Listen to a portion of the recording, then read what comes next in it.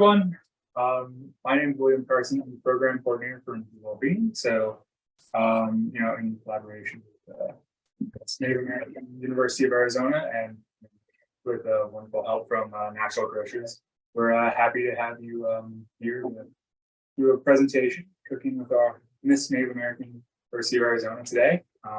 They're going to be giving you a demonstration on blue corn mush, as well as a variety of ways you can prepare it.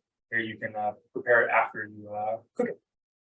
So take it away, Nadira and Dynnika. Hi everyone. Yat Shay Nadira Mitchell Chef Nakaidin and Nishla Bilagana Butching Tutsuni Shay Bilagana Dishnella. So my name is Nadira Mitchell. I am Miss Native American, University of Arizona. I am a natural resources major, emphasizing in wildlife conservation management, minoring in American Indian Studies, and my platform as Miss Native American University of Arizona is protecting cultural and sacred sites. Hi everyone, my name is Dynnika Tso. I will introduce myself in my Napo language. Dynnika Tso Yanishia, Ashtajan Tapahan Shlin, Tapahan Bashishim, Twitchini, Dashin Nape Ed, Dashinella. I am from northern Arizona, a place called Cameron. I am majoring in public health, and my emphasis is in environmental and occupational health. My platform for MNUA is focusing on health and wellness. And so today, this workshop kind of emphasizes on the food part of it, and we would more so talk more about this soon. And Nadira will explain what MNUA is and what we do and how we represent our communities.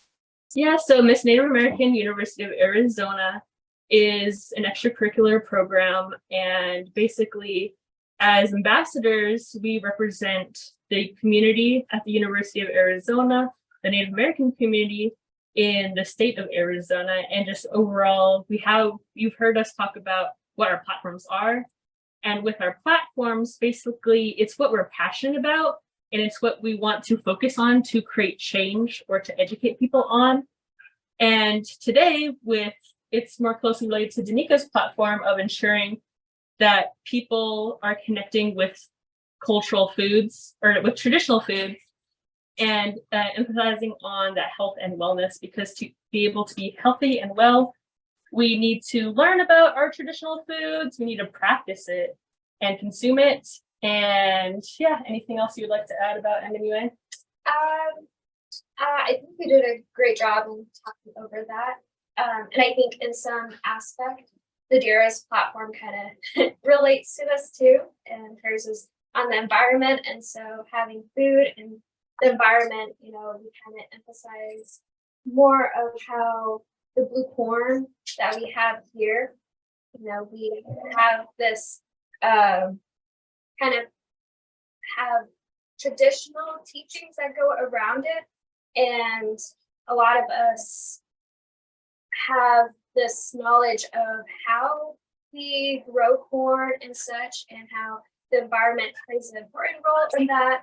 And it kind of has that way of when we eat the corn, we come back and respect the land and such, and appreciate where it has come from.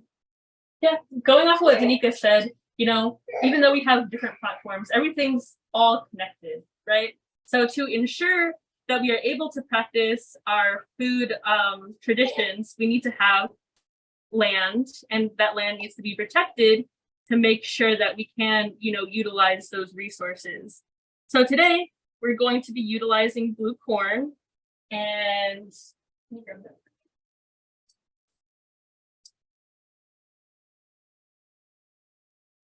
so right here is an example of what blue corn is.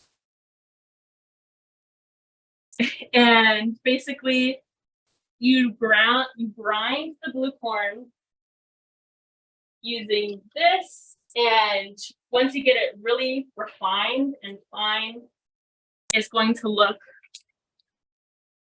like this. So we'll be this is basically everything. This is the big main chunk of the ingredients that we're using today.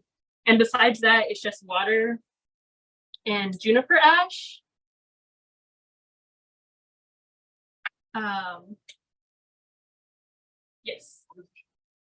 Yes. So basically, juniper ash, are you all familiar with juniper trees? Audience? Okay, yes. So basically, well, basically what we do is that we will basically burn a juniper branch and then it'll get to this ash. And this ash is important because it's a vital ingredient to making blue corn mush. It's basically like a catalyst. You want to explain more?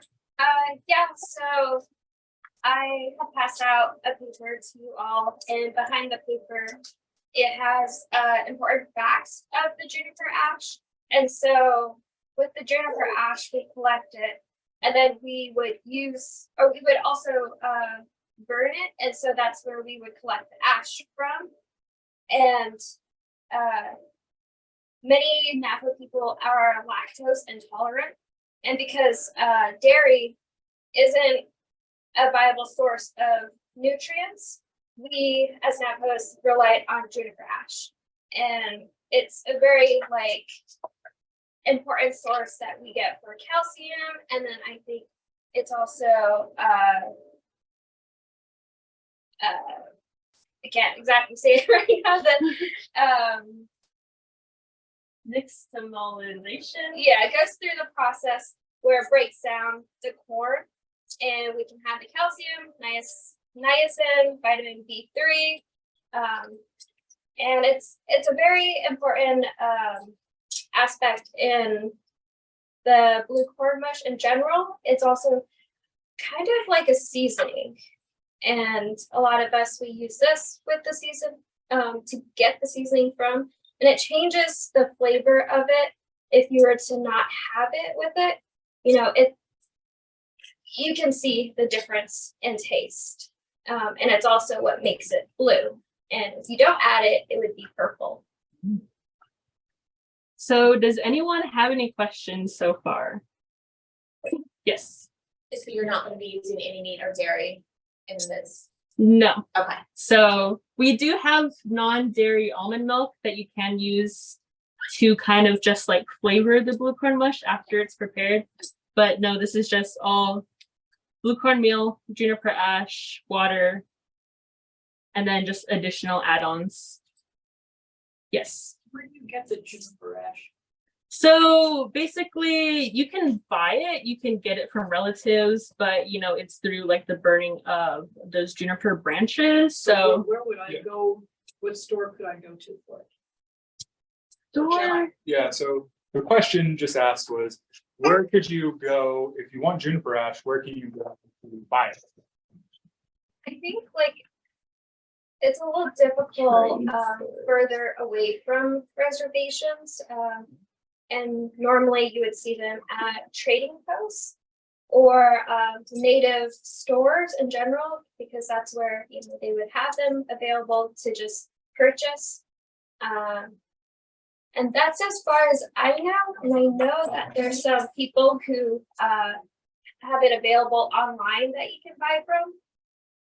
And I know it's not easily accessible to get a lot of times, but when you do get it, you just add a little bit to it and it lasts for quite some time. Yeah, thank you for that question. You don't know of any place around Tucson where I could go to get it? I'm not too sure. I don't think so. And I think when you go more further north towards the reservation, you could probably see more, say Flagstaff area, because they have a lot of trading posts. And just a reminder, we will have some questions afterwards too, so we want to have them enough time to actually go through this. Yeah, but thank you all for your questions before we start. And so if you all can see here, we have already put in the blue corn meal, and we have water, and then our juniper ash. And basically, we'll start cooking. Do you want to go first or donuts?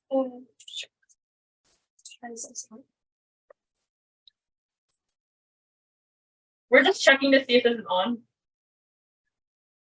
It's warm. It's an induction cooktop, so it's like it's interesting. To Yeah, if you have it.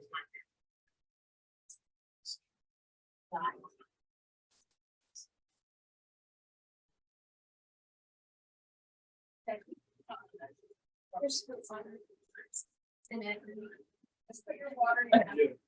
Water Okay. together.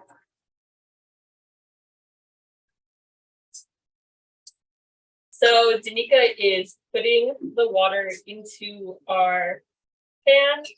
And so one of the things I like about this dish in particular is that it really only requires 3 ingredients. Can y'all think of a dish that only requires 3 ingredients? I mean, there's cereal, but I don't know. So it's very simple, very easy. It honestly does not take that much time to make. And right here we also have the recipe. And after the live stream, I'm sure we can post the recipe later on the socials. Yeah, so right now we're just heating up the water and then waiting till that gets to a good temperature. What's the recipe? Yes. So the recipe entails, I'll just move both in. one cup of roasted blue corn meal, and then you're going to use 1 teaspoon of the juniper ash, and then it's just going to be about like 3 cups of water, and that's basically it. So once you basically mix all that up, you're going to have your finished product, and then you can add, you know, different toppings as you wish. Personally, for me, I like using non-dairy milk and sugar to make it kind of like an oatmeal or kind of like a cereal, something that you can eat for breakfast. I have a sweet tooth, so I very much like, you know, sweet things. And then we also have nuts, coconut shavings. We have berries. We also have honey. Things that you would want to use in a parfait. So you can kind of make it like a parfait or a acai bowl. And yeah.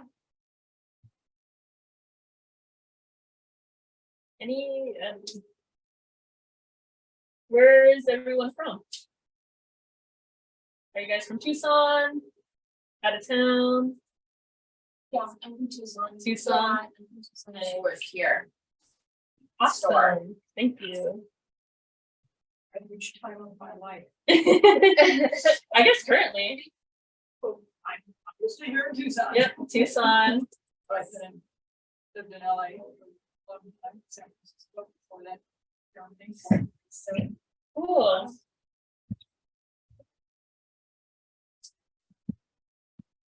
Yeah, I'm from Tucson, born and raised. Is this what you do? Yeah. It's taking a while to get the water. It's yeah. Are we getting any questions like online? No questions right now. Okay. I just posted a site. Oh, sorry, I was gonna say I posted a site on here. And somebody online said that the co-op on 4th might sell juniper ash. And there's people on Etsy as well that sell juniper ash that actually live on the Navajo reservation. Awesome. Thank you for that information. So basically what someone from the live stream said is that the co-op on 4th Avenue might have juniper ash. People also sell it on Etsy, most likely, so you can get it from there, get it shipped to you.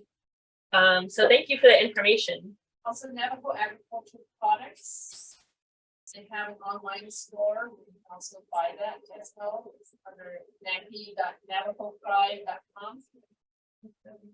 NavajoPride.com. Okay, awesome. Yeah, I think you put on like time. I think that It's working. Oh, it is working? I think. But this one's just, it's a little bit more. Is it on and maybe you guys turn back on? Should we put it like on medium? Maybe low? Are you trying to do like a light temperature? just trying to boil it. Yeah, just do it like. Oh, I would forget that. Okay. Yeah. maybe like that. And then you can always just reduce it. Okay. Is that what you're guys doing? Yeah, for sure. Okay, awesome. Yeah, thank Okay, you. something else. Okay, thank you. So we're just making sure that the water is getting to the right temperature. We have a question on Zoom if you guys want to answer it while you wait.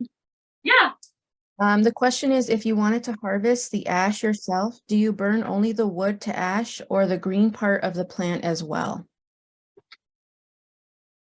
I'm pretty sure it's the bark. It's the bark that you will be burning, not necessarily the foliage. So yeah, but it's mostly just like all of it to like get like a good amount, because you know, getting all of that plant. So I have a question. Yes. So what do you guys do as part of Miss Native American University of Arizona? Thank you for that question. So as Miss Native American University of Arizona ambassadors, what we do is that we go to different events. We can go to powwows, at different pageants, kind of just like building up those communication skills, social skills, also putting on events like this to help get that education out and to inform people, kind of like building that community in Tucson, also outside of Tucson. Anything else that we do? We try to do, you know, anything that, you know, people ask us to, just like to attend different events, talk about our platforms. Yeah, we represent the Native community on University of Arizona campus, on and off actually, and in addition, we represent our own communities. And so since we both are coming from the Navajo Nation, you know, we represent who we are as that, and we also represent like our families and the background that we had been raised on. And so yeah, and then we also kind of build off of what our platform is and kind of educate the community on what that is. And so a lot of times maybe there's you know, areas that we want to bring acknowledgement or awareness on. We kind of tell people and explain thoroughly what that is. Yeah, and that's really it. And aside from that, it's like, you know, we build on our intercommunication skills, we network, and we kind of, you know, with presenting or being a student in general, because that's what we are first, our students. And so we kind of learn as we go. So yeah. Yeah, so there's Native American ambassadors at different universities. There's Miss and Mr. Indigenous ASU, Arizona State University. There's also Native American ambassadors at NAU. So it's a fairly like big thing in the community, you know, participating in pageants and being ambassadors. So right now, Dynnika is putting 1 teaspoon of juniper ash into the boiled water.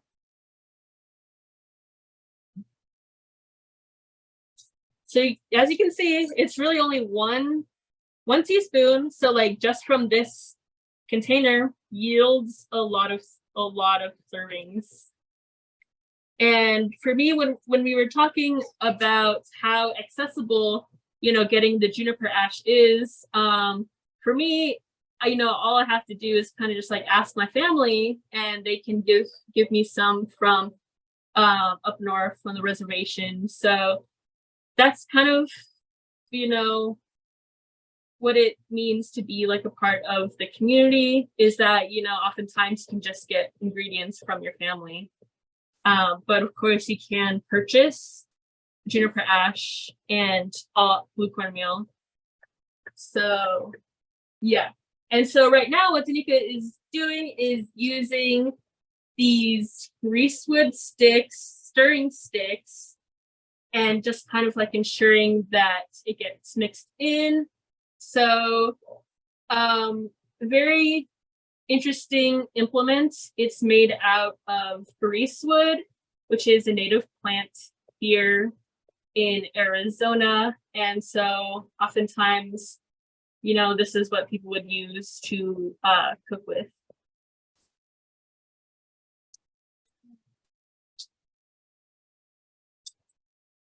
So can you get no. It's the one cup. Okay.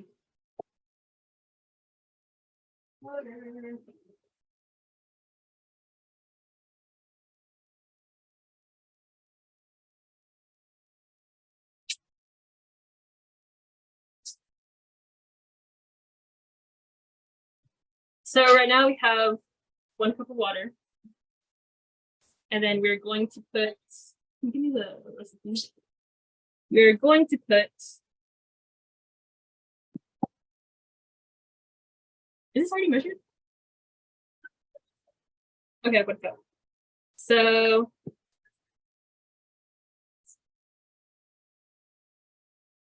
this is about 1 cup of the meal. We're just going to stir this to make sure that it's mixed fully.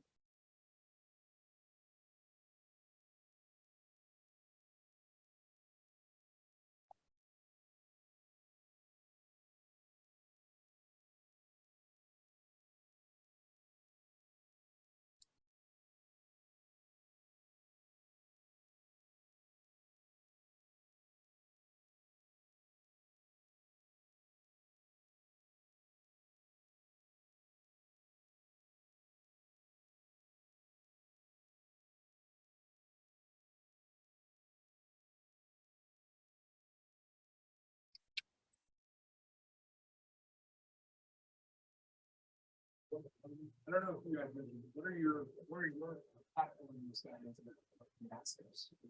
Yeah, so we briefly kind of talked about our platform. So mine is protecting cultural and sacred sites. Dynnika is Health and wellness. health and wellness. So I don't know if you want to say anything else about.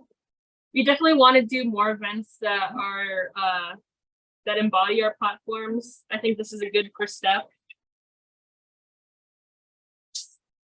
So right now we're about to put in the mix of water and blue cornmeal into our mix, which has the juniper ash and water. Yes. How did you start getting involved with that? So Miss Native American University of Arizona has been around for about 40 years at the University of Arizona. So there's a very long legacy. And what got me interested in participating in this program was that I went to the pageant my freshman year, and it really like excited me and it got me interested in participating. I like kind of like the glam. I like outfits, so it was like a really cool opportunity to be able to like showcase public speaking skills and who I am as a person, get my passions out there, talk about my platform, and yeah. Also, I'm kind of an introvert, so I feel like I definitely need that push to actually go to events. So like being MNUA definitely gives me that incentive and like ensures that like I'm going out and I'm out in the public and doing community events. Do you want to talk about what got you interested in Dynnika? Yes. Sorry, this stove's getting really hot, so. What temperature are you cooking at? And can you tell us about the tool that you're using to stir with? Yeah, so So for this stovetop, it's just low, medium, warm, and high. So we kind of had it at medium because it was taking a long time to get that heat up. So I put it back to low now, so that kind of be like a simmer. And yeah, so usually at home, I have like a number system. So I usually have it at like 3, like kind of like in the middle temperature. So like once it starts to mix, usually I like lower the temperature down.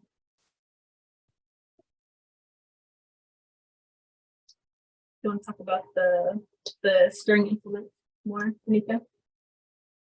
Yeah, so right now the next step is to continue stirring for the next 3 minutes.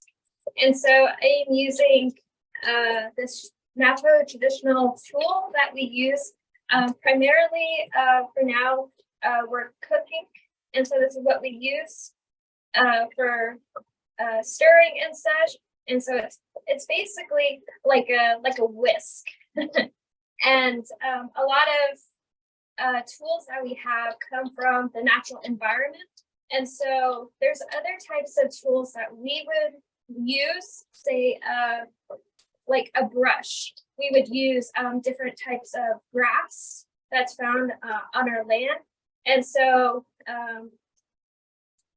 yeah, and you know that itself is used in a variety of different ways. And I think present day, a lot of people try to use these tools to kind of continue our traditions. And other ways are like during ceremonial practices. And so with that, we try to continue our traditional like ways. And like for one instance, there's a ceremony called the Kinalta, which is more of like, yeah, it's a womanhood ceremony where a young female would transition to being a woman. And so with that, a lot of females would, you know, come together and such, including their families and communities, and they would try to make some traditional dishes, and so, or Navajo cake. And so they would try to implement these types of tools with that. And other ceremonies as well, they would use different types of tools like this. Awesome. Are there any other questions that people have? Is that handmade or is it purchased like not already? It is handmade. And so as this, it's what is the plant called? Greasewood? Yeah, Greasewood. it is greasewood. And so, you know, as most plants, you know, you would just try to take the different types of like leaves or like branches and such, and then, you know, yeah, and then it's just tied with like a string. So Yep. So this is family tool passed down from family. People sell them most likely. So if you're interested, Soak it, you don't put dish soap, you just soak it to wash it. a lot of times people just rinse it with water. Rinse it with water. Yeah. And I think one of the questions earlier was why I was interested in being an ambassador for Miss Native American University of Arizona. So I essentially wanted to become more involved with my community. And, you know, on campus, there's not too much representation around Native students. And so I wanted to be pretty much like, I want to step in the role of working to help with that. And so I have done other extracurriculars, And so, like we're both part of a club on campus, and that was centered around environmental justice. But it was also like I wanted to do a little bit more in that role as being a Native role model and such. And so that's where I kind of had the idea of, stepping in this role with MNUA. And along with that, I grew up very traditional. And so growing up, I was raised in a Navajo Hogan without electricity, running water and such. And so my parents, they spoke Navajo, and it was kind of just all around me that, my traditions, being Native American is important. And, I kind of had a lot of background knowledge with that. And so, being in public health, it's kind of interconnected where I can use both knowledge in academia and then also with my traditional side. And so, yeah, and here I am today explaining how, your health is important, food connects with that, and kind of explaining the importance of traditional foods. Yeah, so the main thing I think about being in Miss Native American University of Arizona is just being role models to the community. So I think both of us, that was the main reason why we wanted to continue this club, this organization. And including this event, and we were at another event together in February. We had public health. What other types of events do you run every time that attend this? And then Yeah, I'm trying to recall what kind of other events we've gone to. We've gone to parades in people's communities, basically, just representing our university, letting students and people know that they can attend, a state university here in Arizona. What other events have we done? Last year we actually participated and helped volunteer with what was it, the Missing and Murdered Indigenous Peoples walk.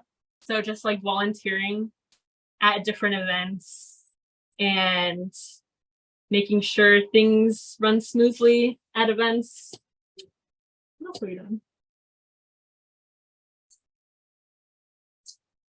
It's hard to remember now, but we've done. Yeah. yes, and I'm just wondering. I'm just asking because part of our mission with individual well-being is to help center and platform, give voice to indigenous leaders in their community. So that's how I can. Sorry, my son's trying to talk too.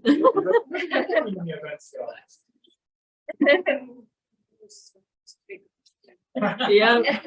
Yes, so okay, so now the blue corn mush is off the stove. So what's the next step?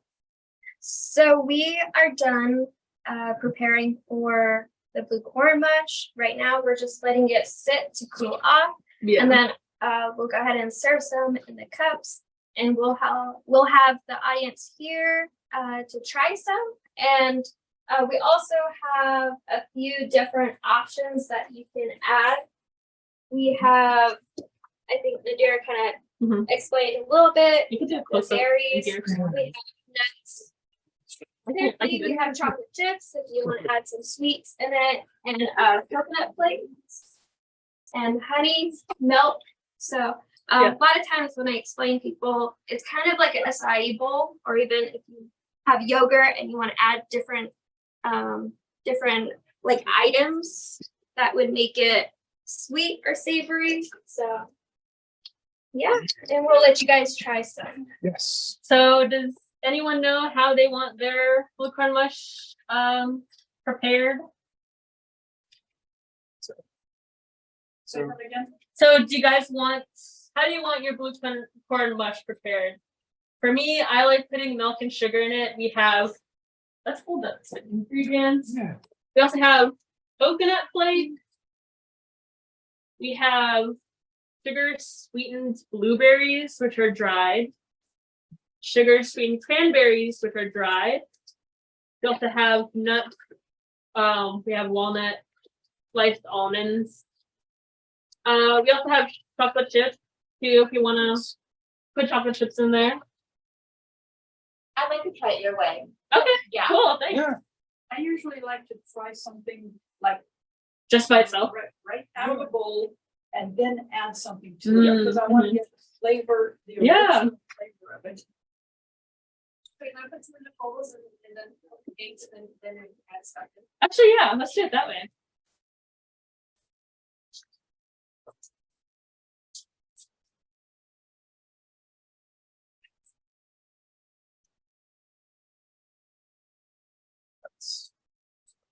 Probably just fill a cup like halfway full. If we there, yeah. So these will be our cups, the throwing cups. Yes. Oh, we also have sugar too. Also, and honey. I can't believe I forgot this, but yeah. So sugar and then also honey. You could have milk, chocolate, honey, sugar in one container. See how it tastes. We can pass it out. We have little. Okay.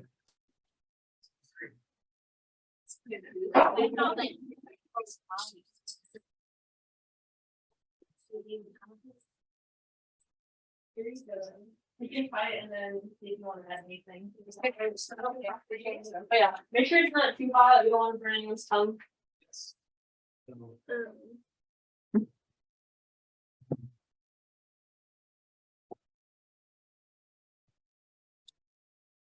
And then you have a nice variety of ingredients to make it sweet or savory or both, which is fun. You're welcome.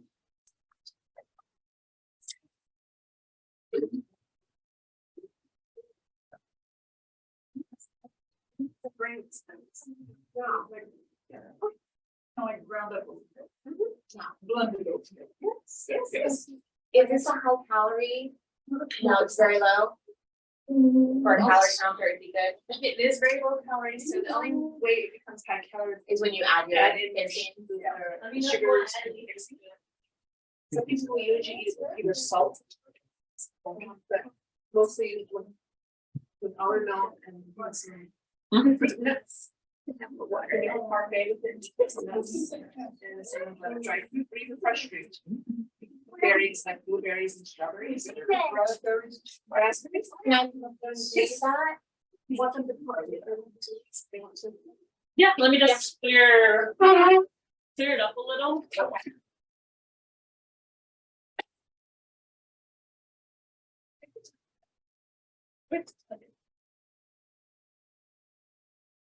Got plenty of time. Yeah.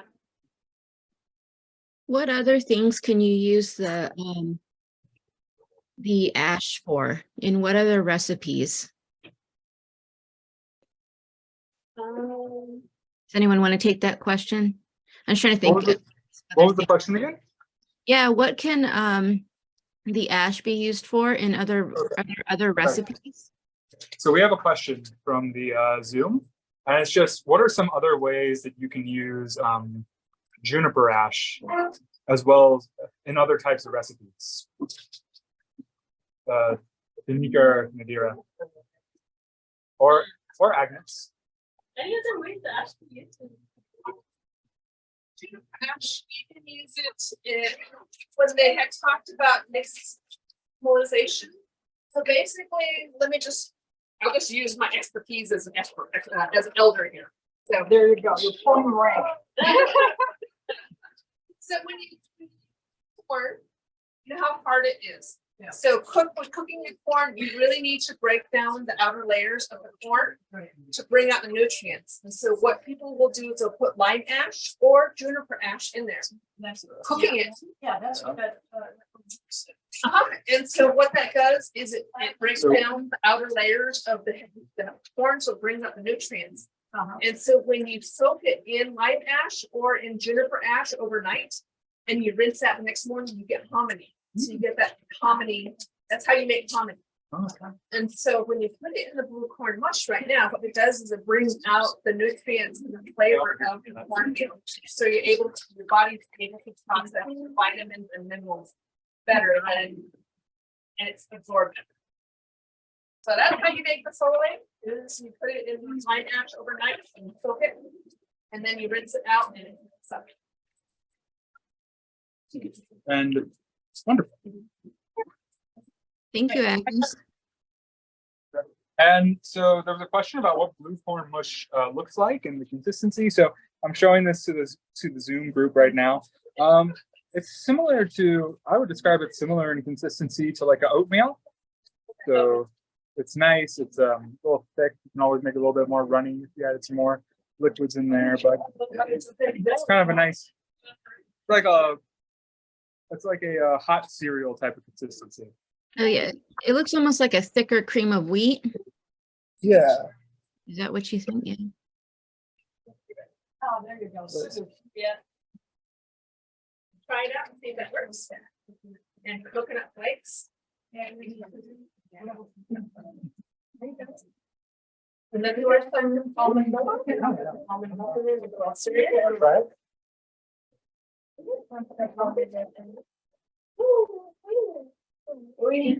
Yes. That's beautiful. I'm gonna figure coffee there. Keep that. Yeah, there's some of the honey. Okay. What do you think? And then.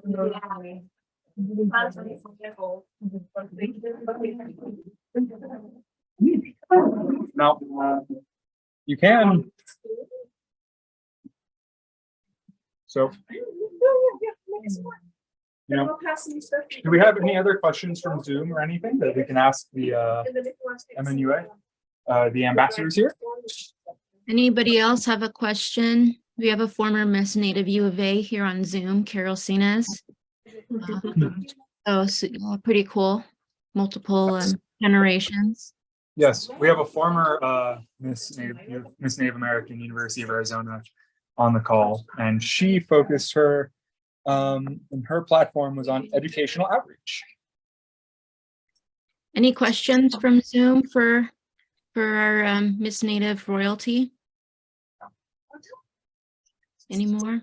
Otherwise, it was super cool. Great job, ladies. Thank you for all that you do in the community, and hopefully we'll see you all again at the MMIP run in May. Some great job from other people too. So thank you both so much. We appreciate your time. And everyone on Zoom will send out the recipe as well as those links that I put in the chat on where you can get the ash. And thank you everyone for being here. We're super appreciative to the royalty and to Agnes Sadakai as well. And thank you, Billy, too. Yeah, thank you everyone. Thanks so much for joining.